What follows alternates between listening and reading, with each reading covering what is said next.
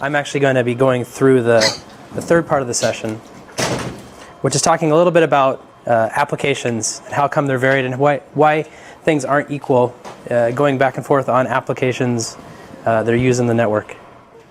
So if you look at what applications are out there on your WAN, as Vijay was mentioning earlier, one of the things that network admins have to deal with is what is actually being used on my WAN? How are people consuming it, and what problems is this causing on the entire system? So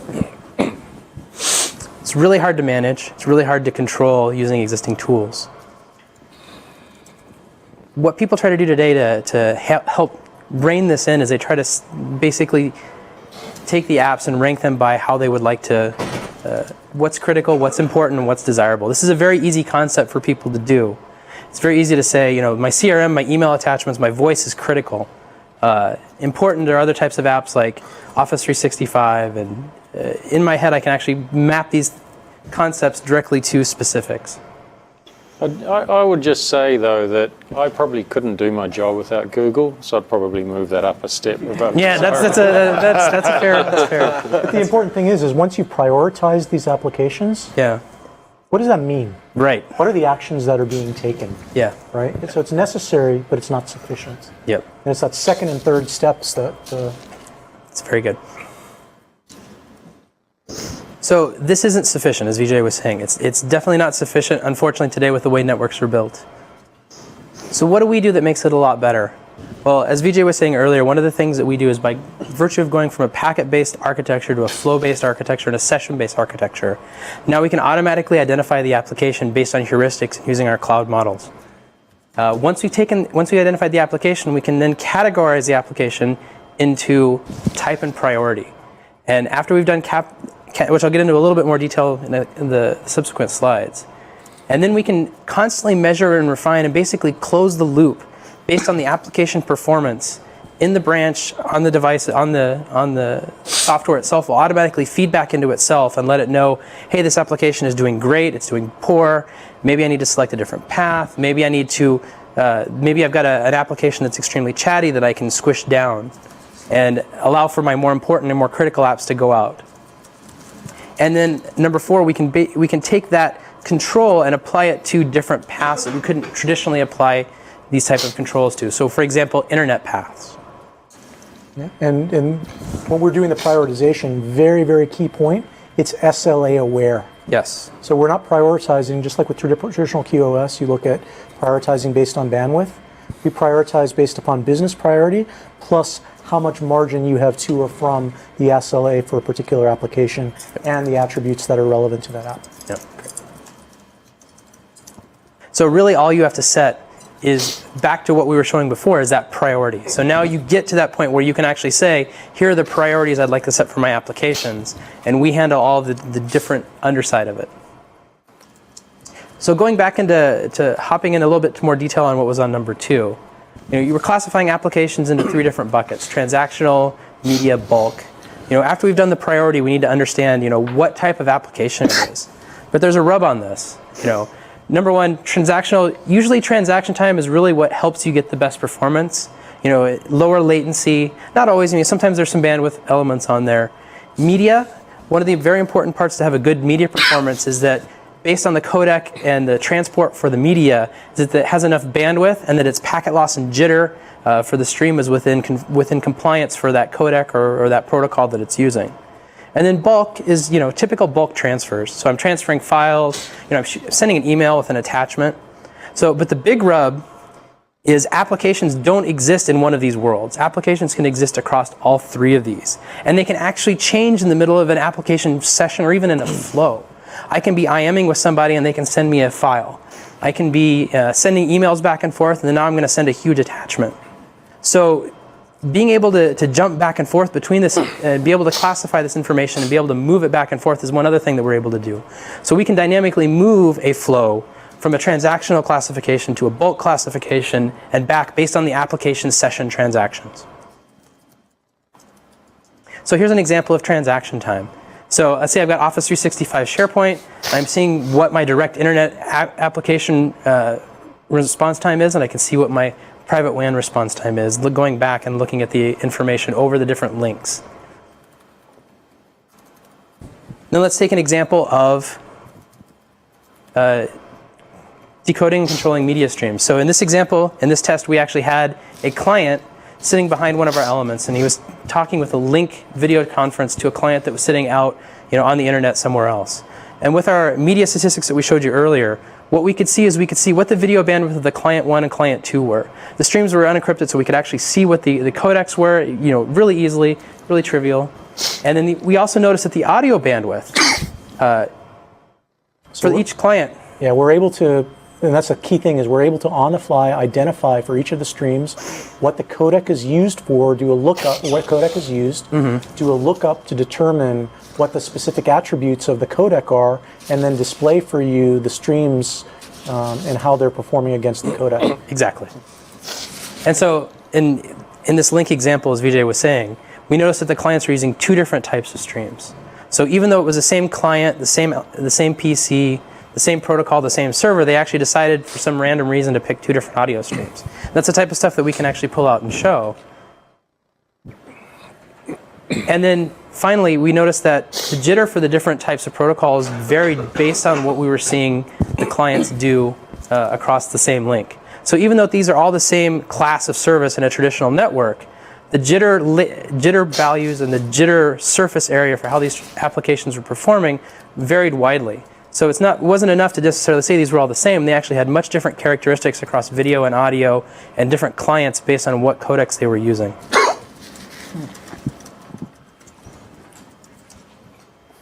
And finally, at the end of the day, we're getting this rich amount of data based on the application transaction time that we're recording at a very granular level over time. And the devices can actually, and the code can just constantly feed that back into the forwarding engine. So all this done is real time to be able to tell if the app is actually performing well against its SLA that's being pushed down from the controller. You've triggered a question there. Sure. I'm wondering about feedback loop causing oscillations, which happened with metrics and EIGRP. Yeah. Yes. So that's a great question, right? So there is a tremendous amount of smoothing that happens because you don't want to force oscillation. What we do is there's a smoothing filter, we look at a baseline, and we don't respond to instantaneous fluctuations. They're more longer-lived types of fluctuations. You have a dampening factor. Yeah, that is the case. I have another question. And I'll call out to my favorite professor, Bruce Krogh. He taught us all about overdamped and critically damped and underdamped systems. Yep. We are absolutely control delays cause wider and wider oscillations. Yep. Another question for you. So you do a lot of really good application analytics. You do VPN. You run on x86, right? Mm-hmm. Where's the mobile client? We'll talk solve roadmap conversations over. Cover drinks. Okay. Are we back to beer? I've been waiting for the question about does it run on Raspberry Pi, but No, it's x86. Right. We cover multicast yet? We didn't, but we do. Yeah, we Yes. didn't, but you do. Okay. Oh, yes. I like that. Question. It's a very good question, yes. Consider it done. The answer is yes. Yay. So if you look at the common workflow today for people looking at some of this application data and this dynamic feedback. Sorry, I'm going to interrupt you on the multicast thing. Hal, if you're doing native IPsec encapsulation, you have to replicate? That's a longer discussion. Okay, Yeah, all right. it is pretty long. That's the sauce. That's Secret sauce? All right. Yeah, there's some secret sauce in that. Okay. So, sorry, I lost my train of thought. No worries. I like the questions. So the network architect, today when he's looking at an application performance issue, his first question is what's going on. A lot of these network admins don't really have the for most of you guys, I'm sure, have all the tools and stuff to be able to pull out my bandwidth usage, pull out my net flow usage, be able to get granular application response time by network. But a lot of admins don't. A lot of admins are sitting there trying to figure out why I don't have all this data, and how do I have to spend money getting tools and apps to run this stuff? What type of information I need to capture? How do I need to make changes? And then at the end of the day, he ends up saying, let's based on the information I've got, let's try this ACL and QoS policy. And you're writing this really complex language to try to do some very simple stuff if you only had the actual right language to do it in. And really that language is business priority, being able to program apps and stuff based on the business priority, and then those apps performing against the SLA. So as an example of this, one of the things that we're able to enable by this SLA is that if I have an MPLS link and I have an ISP link, and I'm doing VPN over the ISP, now per application, I can see if the transaction time on the MPLS is within SLA, and the internet transaction, let's say it's at 8 p.m. at night when I go home, and everybody is using the internet at home, but I've still got people in the office. Now those people in the office would be, without this type of solution, would be subject to the brownouts in the ISP. Now we're automatically routing that traffic. Or VJ's Netflix case, if Netflix or some other single app goes bad, we can reroute that app across the MPLS without rerouting anything else that can maybe handle what's going on better. Also, this doesn't just extend to the data center. This also extends to the cloud. Since we're doing this at a very app transactional level done at the branch, now we can do this automatically for all the paths to the traffic. Like, for example, let's say for Office 365 link. I've got 2 ISPs connected into a branch. I've also got my MPLS back to my data center. I notice that ISP2 doesn't have enough bandwidth available to meet the codec needs for what link is going to ask for. So when I see that come in, I'm going to say, all right, I'm going to just use either ISP1 or my MPLS, whichever one's performing better. And this also gives us the ability to follow on and provide traffic shaping on the internet links as well as the MPLS. So as you guys know, nobody honors DSCP bits on the internet. It would be great if they did, but it would be like in-band signaling. But what we can do is, since we get this feedback loop of application performance, we can actually send traffic on the internet, look at the app since we know what's transactional, what's bulk, what's media. Maybe somebody who sent out an email attachment, a 40 meg email, we can trim that bandwidth that's using down over the internet and let the voice and video stuff that's going out over the internet take more of the bandwidth. We can make those type of priority decisions based on the application type and the business priority that you guys configure. So that gives us the ability to do some of that information. Can you do that for VDI? Yes. Because I've had customers who are working with Citrix, let's say, and they want to separate out the printing. Or multi-stream ICA, classic use case for that. Yep. For that, very, very easy to do. Absolutely. Yeah, and this is one of the great use cases for this is, I want to deploy ICA, or I want to deploy some sort of VDI. I've got MPLS that doesn't have a lot of bandwidth. I'd love to be able to use internet bandwidth, but is it reliable? It's going to be worse in some cases.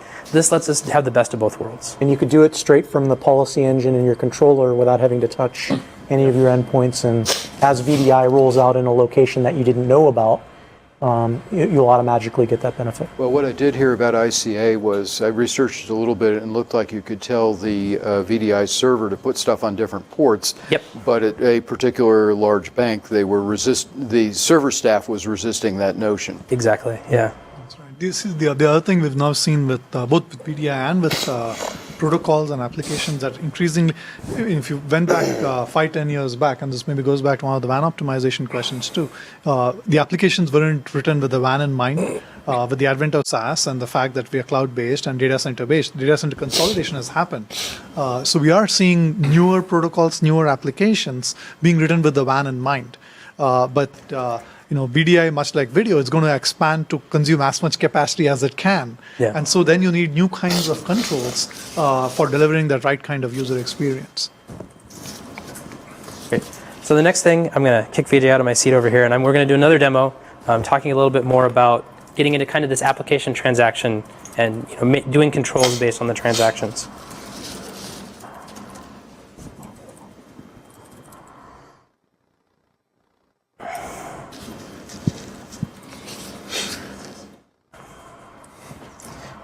All right. We got everything. So here I've got the same place we were at earlier. I'm going to come in here and break down stuff by the different types of paths that are available.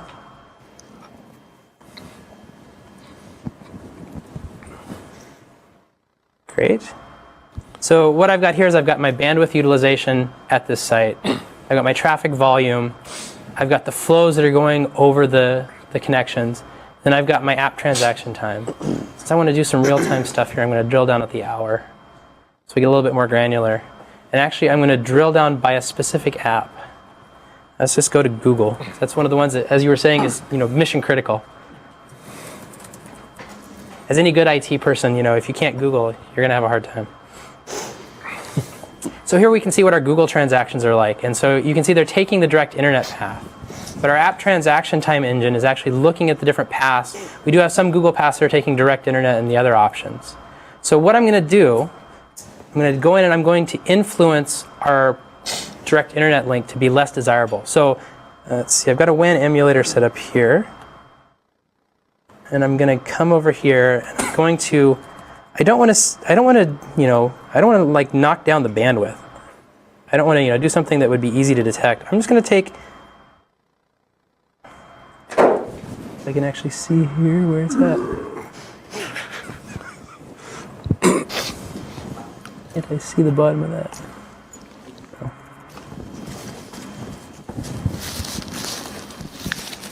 Yeah, so what we're doing here really is that we're trying to create perturbances in any given one link, right? And like Aaron was saying, the easy thing to do would be to just create fluctuations in bandwidth. But what we're actually going to do, hopefully if the Hyatt internet cooperates, is actually show if other kinds of perturbances, right? Let's say there is a latency perturbance, a jitter perturbance, that we still are able to then revector what we do with new flows as they go into the network. So in the background, we're actually calculating the impact of this latency fluctuation on the app SLA. Exactly. So some applications are not susceptible, some are. And I think we're to the point where... Yep. So what I did was instead of... so right now these are both 10 meg circuits. So what I did was I went to the internet circuit and I added latency. I added about 240 milliseconds round trip latency. It can be up to... there was already about 100 milliseconds, as you can see, of latency here, which should make the internet less desirable for Google than the private WAN. I also added a little bit of packet loss, but that's kind of rounding error. So, and hopefully what we'll see, hey, it actually came in pretty quickly. You can see here that we pretty quickly detected that now there's a whole bunch of added latency on direct internet and internet VPN. So since we modified the raw internet circuit, it's impacting both the internet link, direct internet access, and it's modifying Google traffic that's going over the internet VPN. So as we sit here and wait and we go through, as you were saying, this oscillation period where we try to make sure that it's not a fluke, we should start placing traffic on the private WAN. Yes, no, I was just going to say, so if you think about it, right, this is true for Google, as more and more of mission-critical apps do get placed in SaaS environments, what we're seeing, and we're seeing this in customer environments too, that it's not necessarily what seems like the most direct path, because the service provider for the internet might actually have a greater latency path. The different remote sites might be placed geographically and through the logical path differently. The system adjusts and reacts and responds to really optimize application performance, right? Rather than optimizing for just networking characteristics, we optimize for the end user experience to the extent possible. Yep. Okay. So we have I've also been informed that we have 6 minutes left, is that right? Yeah. In our session, so we'll probably yep. Yeah, go ahead and go. We'll keep refreshing this in the background. Yeah, we can see here the now. next section, okay, there we go. Yep.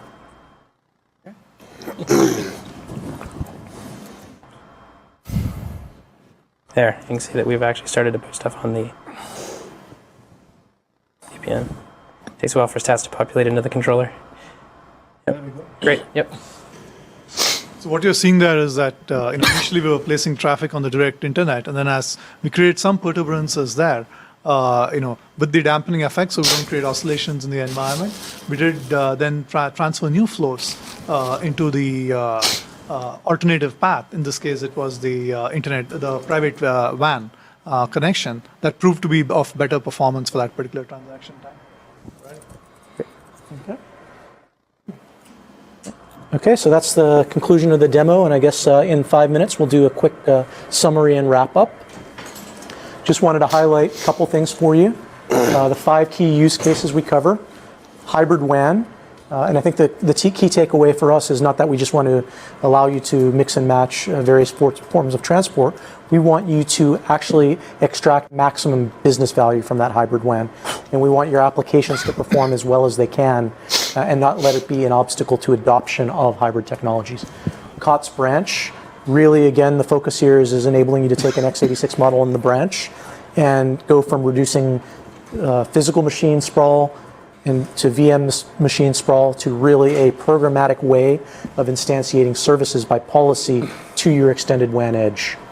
Software-defined enterprise, we've talked about as well, really changing the language of how we program our networks from being tuple-based to business and application attributes and SLAs. Cloud fast, being able to optimize performance, deliver capabilities, enforce policies against traffic to the cloud without having to have a point of presence in that cloud provider or at a gateway. Do it directly from the source of the traffic going to the cloud. And then lastly, the dynamic security perimeter, given the fact that the WAN edge is really the new primary vector of attack, it seems, being able to allow you to very, very rapidly roll out security services and make sure that you have that hardened yet elastic and malleable shell for your enterprise WAN. And to that end, we'd like to keep in mind really some of the 6 key precepts in terms of how we think SD-WANs can evolve for maximum value, right? And we think, let's look at the way we do routing and let's look at the way we run the protocols and think of different ways of doing that, right? Reduce the stack. Move to business context-based policy. x86, Moore's Law, ROCs, Intel doing great things with DPDK, so on and so forth. We want to ride that wave. Again, change the definition of high availability, move it from a packet ping delivery from one end of a network to another to can an end user complain an application or service, consume an application or service without complaining to the IT guy saying the internet's broke. Packets to applications as well, and then of course a new dynamic way of doing secure application segmentation that is both transport and topology independent with full security services instantiated against that perimeter.